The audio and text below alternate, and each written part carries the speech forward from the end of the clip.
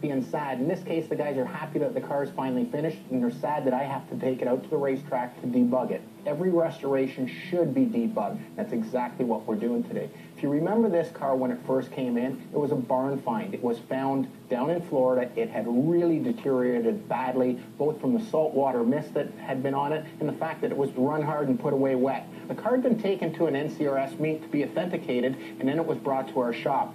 Well, the body was rougher than we anticipated. The frame was definitely rustier than we thought. Mechanically, we knew it had been sitting for about 20, 30 years. The interior, it needed everything.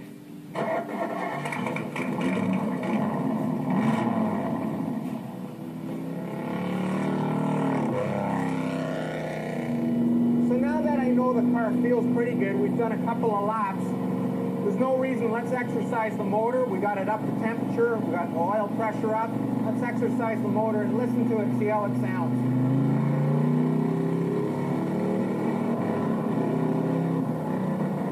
A little harder on the brakes. The car actually sounds quite nice.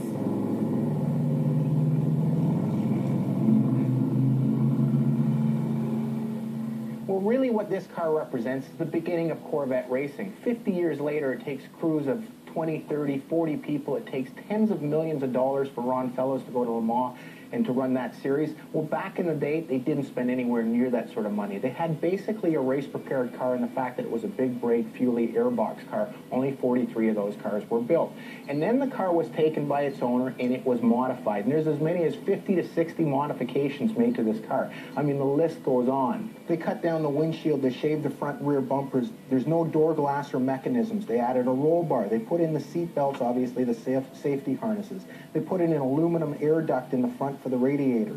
They welded up the subframe. Then in the interior, they added Stewart Warner gauges. They had a Stewart Warner fuel pump. They reworked the intake plenum. They reworked, again, the cooling system as far as they opened up both sides.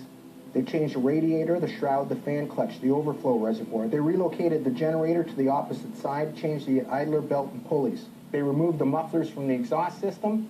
They added the leather straps to make sure the hood and the deck lid didn't open. All of those things helped this car not only win races, but race virtually every single race between 1957 and 1964, and then retire as one of the most raced Corvettes ever.